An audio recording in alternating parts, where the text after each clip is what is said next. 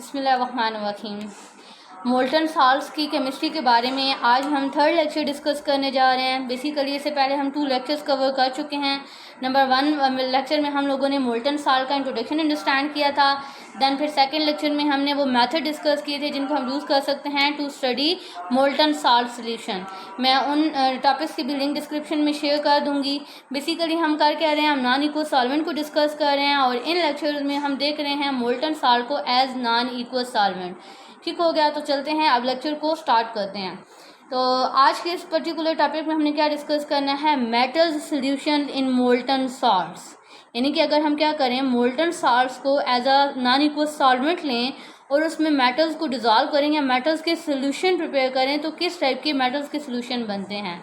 तो सबसे पहले हम इसमें क्या देखेंगे, मेटल सोल्यूशंस के जनरल प्रॉपर्टीज़ देखेंगे। यानी कि जब हम मेटल सोल्यूशन को डिज़ोल्व करते हैं इन मोल्टन साल्ट्स तो किस किस्म की ये प्रॉपर्टीज़ शो करते हैं मेटल सोल्यूशन। तो फर्स्ट में क्या कह रहा है कि metals are completely miscible at all temperature above their melting points. कि क्या होता है, मेटल्स जो होती हैं ये कम्प्लीटली मिसिबल होती हैं विद मोल्टन साल्ट सॉल्वेंट्स। ठीक हो गया। सेकेंडली इसमें क्या कह रहा है कि जब हम मेटल्स को डिज़ोल्व करते हैं इनटू मोल्टन साल्ट तो एज अ रिजल्ट क्या होता है, depression in melting point of molten salt. यानी कि देखें ऑब्वियसली अब यहाँ पर मेटल क्या किसके तौर पर एक्ट करने लग जाएंगे, एज सल्यूट, और मोल्टन साल्ट के हमारे सॉल्वेंट। तो जब हमने मेटल्स को डिज़ोल्व करेंगे यानी कि सल्यूट को ऐड करेंगे तो as a result melting point में क्या होगा, डिप्रेशन काज होगा। थर्ड, इनकी करेक्टरिस्टिक्स के बारे में क्या पॉइंट मेंशन है कि ये इनके जो मेटल सोल्यूशंस होते हैं ये क्या होते हैं, डीपली कलर्ड होते हैं। फोर्थ क्या पॉइंट है कि हाई इलेक्ट्रिकल कंडक्टिविटीज़ होती हैं। यानी कि जब हम मेटल्स को मोल्टन साल्ट्स में डिज़ोल्व करते हैं तो मेटल्स की कंडक्टिविटीज़ क्या होती हैं, हाई होती हैं। नेक्स्ट पॉइंट डिस्कस करते हैं, नेचर ऑफ मेटल सोल्यूशन। कि जो मेटल सोल्यूशन प्रिपेयर होते हैं इन मोल्टन साल्ट, इनकी नेचर अगर देखी जाए तो कैसी होती है। तो इसकी थ्योरी में क्या कह रहा है, no universally accepted theory has been formulated. कभी तक कोई यूनिवर्सली एक्सेप्टेड थ्योरी नहीं दी गई, बस सजेशंस दी गई हैं। और उन सजेशन में से एक सजेशन ये है कि at one time metal solution in molten salt are thought to be colloidal. एक टाइम पे ये बिलीव किया जाता था कि जो मेटल साल्ट्स के सोल्यूशन होते हैं इन मोल्टन साल्ट वो किस नेचर के होते हैं, कोलाइडल इन नेचर होते हैं। But no experimental data supported. लेकिन अभी तक इसकी कोई मतलब प्रॉपर वेरिफिकेशन नहीं है, इसको कोई एक्सपेरिमेंटली डाटा सपोर्ट नहीं करता। नेक्स्ट एक हाइपोथेसिस क्या है, one hypothesis involve reduction of cation of molten salt to lower oxidation state. एक और हाइपोथेसिस इनकी नेचर के बारे में ये सजेस्ट करता है कि जब भी हम मेटल्स को मोल्टन साल्ट्स में डिज़ोल्व करते हैं तो क्या होता है कि जो मोल्टन साल्ट्स में कीटाइन प्रेजेंट होती है उसकी क्या होती है, रिडक्शन होती है। यानी उसकी ऑक्सीडेशन स्टेट डिक्रीज हो जाती है। लाइक इसको यहाँ एग्जांपल से डिस्कस करते हैं कि अगर हम एग्जांपल देखें तो यहाँ पर क्या है, मोल्टन साल्ट हमने कौन सा लिया है, मर्करी क्लोराइड। इसमें हम लोग कौन सी मेटल डिज़ोल्व कर रहे हैं, मेटल डिज़ोल्व कर रहे हैं। एज रिजल्ट हमारे पास कुछ इस तरीके से सोल्यूशन प्रिपेयर होगा। ठीक, तो यहाँ पर जो मर्करी क्लोराइड है यानी जो हमारा मोल्टन साल्ट है, इसमें अगर हम कीटाइन देखें तो यहाँ पर हमारी कीटाइन कौन सी है, यहाँ पर हमारी कीटाइन है मर्करी, जिसकी ऑक्सीडेशन स्टेट अगर देखें तो क्या बन रही है, +2 बन रही है। इसी की अगर हम लोग ऑक्सीडेशन स्टेट देखें प्रोडक्ट में तो यहाँ पर इसकी ऑक्सीडेशन स्टेट क्या बन रही है, +1, यानी इसकी ऑक्सीडेशन स्टेट रिड्यूस हो रही है। और यही यहाँ पर थ्योरी में भी मेंशन था कि ये हाइपोथेसिस क्या सजेस्ट करता है कि जब मेटल्स को डिज़ोल्व किया जाता है इनटू मोल्टन साल्ट तो जो मोल्टन साल्ट्स की कीटाइंस होते हैं उनकी क्या हो जाती है, रिडक्शन हो जाती है। नेक्स्ट इनकी नेचर के बारे में एक पॉइंट क्या सजेस्ट किया जाता है कि जो कीटाइनिक कंसंट्रेशन होती है is decrease when metal halides are dissolve in molten salt. कि जब हम लोग क्या करते हैं, मेटल हैलाइड्स को डिजॉल्व करते हैं इन मोल्टन साल्ट तो जो कीटाइनिक कंसंट्रेशन होती है वो क्या हो जाती है, डिक्रीज हो जाती है। नेक्स्ट अब पॉइंट डिस्कस करते हैं जो कि है कम्प्लेक्स फॉर्मेशन। तो इसकी थ्योरी में अब क्या कह रहा है, stable complex formation as compare to aqueous medium. देखें बेसिकली हम लोग डिस्कस क्या कर रहे हैं, मोल्टन साल्ट को एज नॉन इक्वस सॉल्वेंट लेके डिस्कस कर रहे हैं।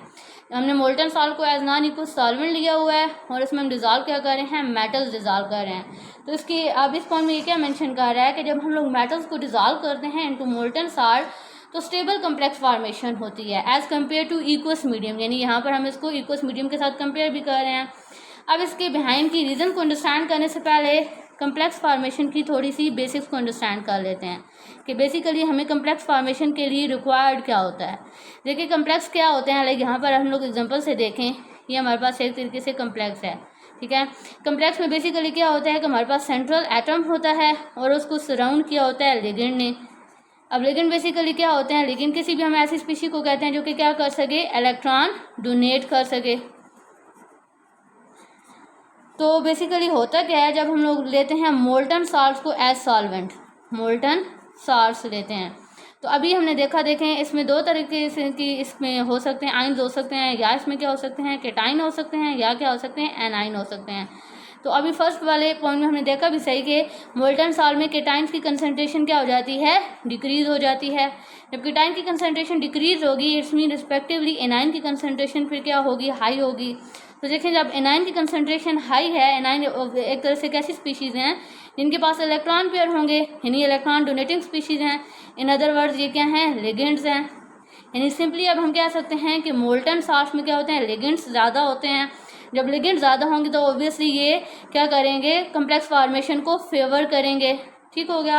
यही पॉइंट यहाँ पर थ्योरी में मेंशन भी है, यानी कि सिंपली हम क्या कह रहे हैं, हम कह रहे हैं कि जो कम्प्लेक्सेस बनते हैं in molten salt as compare to aqueous medium, तो वो स्टेबल कम्प्लेक्सेस होते हैं। इसकी बिहाइंड की रीजंस क्या हैं, एक रीज़न हमने अभी जो डिस्कस की उसी को यहाँ एग्जांपल से वेरीफाई भी करते हैं कि इनमें बेसिक यानी कि एक सिंपल से हमने रीज़न अंडरस्टैंड कर लिया है कि बेसिकली जो मोल्टन साल्ट होते हैं इनमें लिगेंड कंसंट्रेशन हाई होती है या एनाइंस की कंसंट्रेशन हाई होती है। इसको अब एग्जांपल से वेरिफिकेशन इसकी करते हैं। लाइक यहाँ पर क्या कह रहा है, high concentration of anion ligands, for example concentration of chloride ion in concentrated hydrochloric acid is around 12 mole per dm³। In contrast to concentration of chloride ion in molten lithium chloride that is around 35 mole per dm³। यानी कि यहाँ पर basically इस theory में mention क्या है कि अगर हम लोग लें कंसनट्रेटेड हाइड्रोक्लोरिक एसिड, यानी कि हाइड्रोक्लोरिक एसिड का सोल्यूशन लें इन इक्वस मीडियम, तो उसमें क्लोराइड आयन की कंसनट्रेशन कितनी होगी, अराउंड 12 मोल पर dm³। और इसी को अगर हम कंपेयर करें विद मोल्टन लिथियम क्लोराइड, तो इसमें क्लोराइड आयन की कंसनट्रेशन कितनी होगी, अराउंड 35 मोल पर dm³। तो ऑब्वियसली जब देखें हमारे पास लिगेंड की कंसनट्रेशन हाई होगी तो ये फेवर करेगा कम्प्लेक्स फॉर्मेशन को। होपफुली ये फर्स्ट पॉइंट क्लियर हुआ होगा। ये यानी एक हमने जस्टिफिकेशन दिया है कि क्यों जो कम्प्लेक्सेस होते हैं आप मोल्टन साल्ट स्टेबल होते हैं। सेकंड इसमें क्या पॉइंट कह रहा है, या सेकंड इसकी क्या जस्टिफिकेशन है क्यों इनमें कम्प्लेक्सेस स्टेबल होते हैं मोल्टन साल्ट में, because no interference of solvent as complexing agent. कि अब इसमें क्या कह रहा है, इसको भी हम लोग बेसिकली इक्वस मीडियम से कंपेयर ही करना है। अगर हम इक्वस मीडियम देखें, equals medium it's mean water, तो वाटर में देखें लोन पेयर ऑफ इलेक्ट्रॉन है, लोन पेयर ऑफ इलेक्ट्रॉन है, इट्स मीन कि जब हम क्या करते हैं कोई भी सल्यूट लेते हैं और उसको वाटर में डिज़ोल्व करते हैं और हमारा डिज़ायर्ड हम रिएक्शन है क्या, हम चाहते हैं कि क्या हो, कम्प्लेक्स फॉर्मेशन हो, तो यहाँ पर क्या होता है, वाटर इटसेल्फ किसके तौर पर ऐड करने लग जाता है, लिगेंड के तौर पर ऐड करने लग जाता है, बिकॉज इसके पास लोन पेयर ऑफ इलेक्ट्रॉन होने की वजह से पॉसिबिलिटी है कि ये इलेक्ट्रॉन डोनेट कर सके। दैट्स वाई ये क्या कर सकता है, हमारे रिएक्शन को इंटरफेयर करने लग जाता है। इसमें क्या होती है, कम्प्लेक्सिंग एजेंट की ये एक्ट करने लग जाता है एज ए कम्प्लेक्सिंग एजेंट और रिएक्शन को इंटरफेयर करने लग जाता है। अगर हम इसको कंपेयर करें विद मोल्टन साल्ट, यानी कि हमने सल्यूट लाइक यहाँ पर जैसे हम लोग पर्टिकुलरली मेटल्स को डिस्कस कर रहे हैं और इनको हम अब डिज़ोल्व करें इनटू मोल्टन साल्ट्स, किसके लिए, हमारा डिज़ायर्ड प्रोडक्ट है, हम क्या चाहते हैं कि क्या हो, कम्प्लेक्स फॉर्मेशन हो। तो आप देखें मोल्टन साल्ट जो होते हैं ये कम्प्लेक्सिंग एजेंट के तौर पर रिएक्ट नहीं करेंगे, यानी कि ये हमारे रिएक्शंस को इंटरफेयर नहीं करेंगे, ये फेवर करेंगे कि कम्प्लेक्स फॉर्मेशन हो, जबकि इसके कंपैरेटिवली यहाँ पर देखें तो ये क्या कर रहा है, डी फेवर कर रहा है। दैट्स वाई सेकंड इसकी क्या है, ये रीज़न है कि हमारे पास जो रिएक्शन कम्प्लेक्सेस होते हैं इन मोल्टन साल्ट वो क्या बनते हैं, स्टेबल बनते हैं। यानी अभी तक की थ्योरी में हमने ये तो डिस्कस कर लिया कि जो मोल्टन साल्ट में कम्प्लेक्स फॉर्मेशन होती है ये स्टेबल होती है। अब क्या करते हैं, इसका प्रैक्टिकल एप्लीकेशन देखते हैं कि प्रैक्टिकली फिर हमें इस चीज़ का बेनिफिट क्या है कि इस रिएक्शन को यानी हम प्रैक्टिकली किस पर्पज़ के लिए यूज़ कर सकते हैं। तो इसकी प्रैक्टिकल एप्लीकेशन क्या है कि फिर हमारे लिए यहाँ पर यानी कि पॉसिबल हो जाता है ऐसे कम्प्लेक्सेस की फॉर्मेशन करना जिनको हम इक्वस मीडियम में सिंथेसाइज नहीं कर सकते। अब मेरा क्या है, इसको अब एग्जांपल से अंडरस्टैंड करते हैं कि हम चाहते हैं कि इस तरीके से हमारी कम्प्लेक्स फॉर्मेशन हो। ठीक है, तो ये देखें हमारी रिएक्टिंग स्पीशीज़ हैं। अब यहाँ पर क्वेश्चन ये अराइज होता है कि हम मीडियम के तौर पर किसको यूज़ करेंगे। तो एक तो हमारे माइंड में आएगा यूनिवर्सल सॉल्वेंट यानी कि इक्वस मीडियम या फिर वाटर। तो अगर देखें हम लोग क्या करेंगे, वाटर को यूज़ करेंगे, तो जिस तरह ऊपर अभी हम लोग थ्योरी में डिस्कस करके भी आए हैं, तो वाटर क्या करने लग जाएगा, वाटर कम्प्लेक्सिंग एजेंट के तौर पर एक्ट कर सकता है, या पॉसिबिलिटी है। तो फिर दैट्स वाई हमारे पास क्या होगा कि इस तरीके से कम्प्लेक्स जनरेट नहीं होगा। यहाँ पॉसिबिलिटी है कि क्लोराइड के साथ हाइड्रो ऑक्साइड आयन भी एज ए लिगेंड एक्ट करने लग जाएं और हमारा डिज़ायर्ड प्रोडक्ट ऑब्टेन ही ना हो।